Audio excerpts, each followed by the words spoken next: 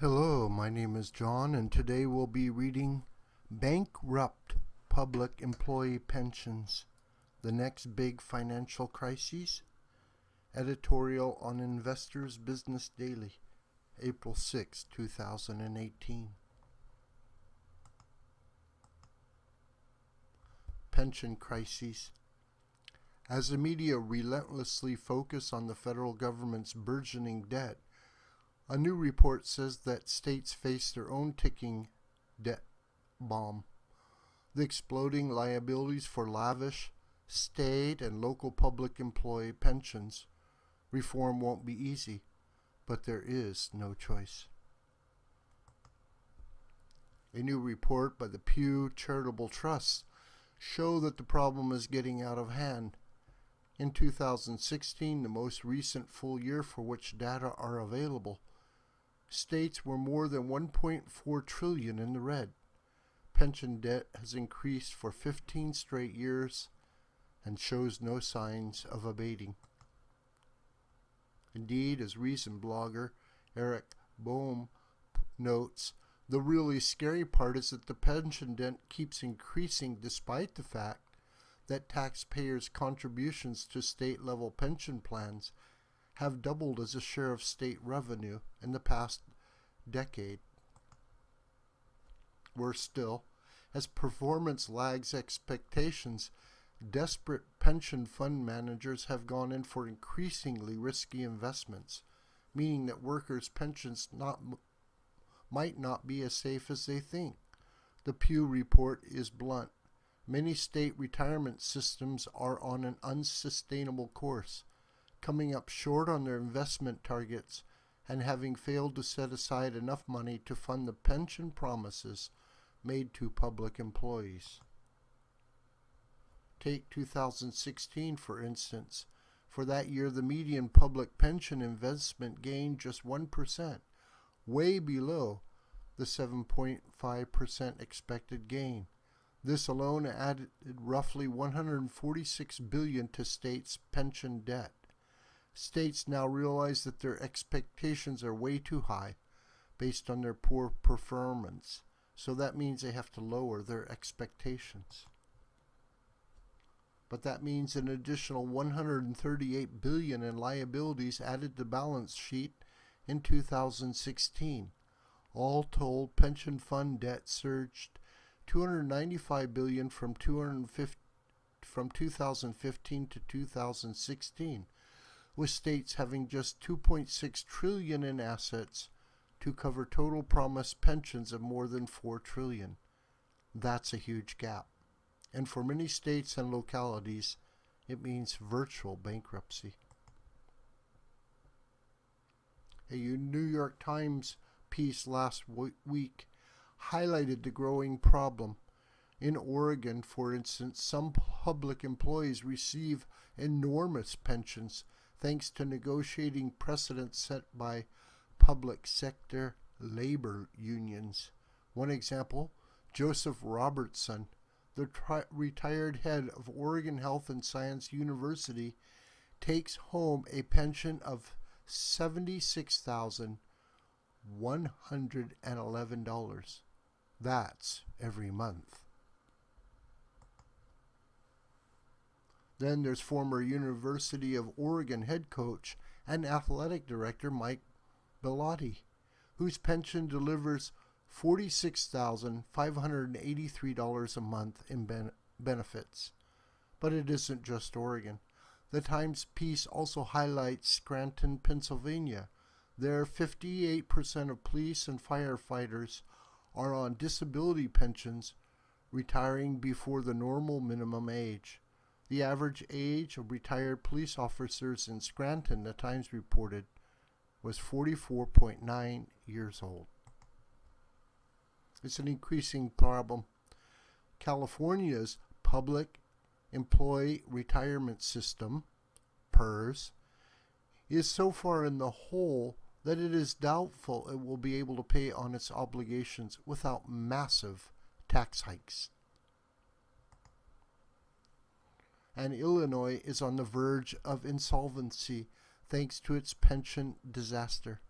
There, the city of Harvey last year was ordered to hike property taxes to fund the pension fund for firefighters, which is a whopping 78% underfunded. It wasn't enough, so now the state has garnished Harvey's tax revenues. In response, the city has laid off 40 workers, and more pain is on the way. Promises are easy, but reform is hard. As it turns out, there are hundreds of potential Harveys out there. More than 400 police and fire pension funds, or 63% of Illinois' 651 total downstate public safety funds, received less funding than what was required from their cities in 2016, according to the website WirePoints. A lot of Illinois towns and counties are in for a nasty surprise. In state after state, city after city, county after county, such stories are becoming common. The truth is, pension promises have been made across the board that cannot be kept. Something will have to be done. But what?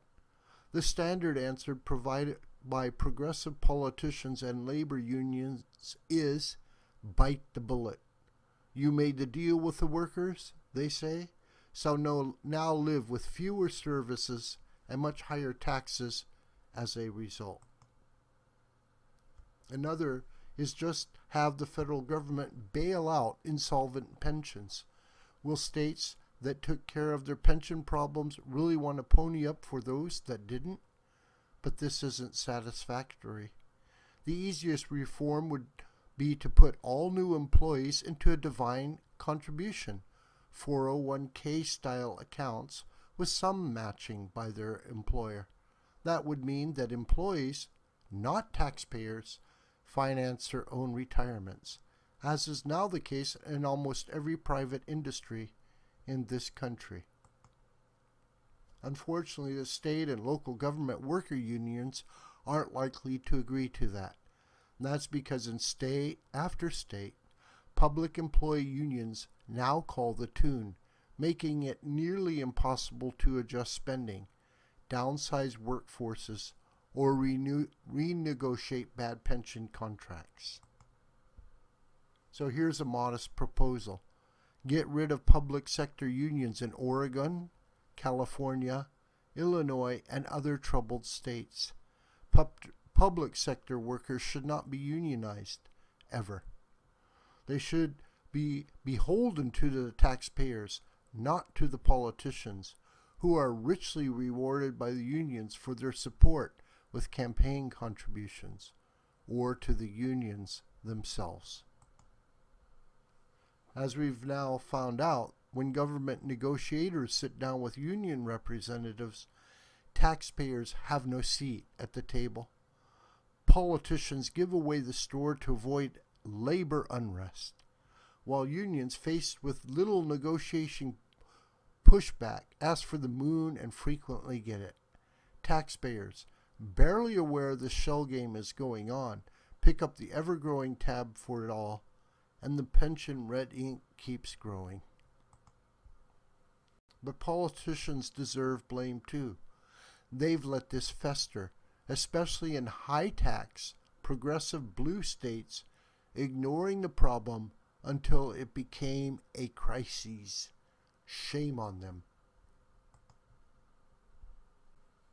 And while you're at it, some voters deserve a share of the blame too, if only for thinking you can promise people anything, but somehow someone else will pay for it.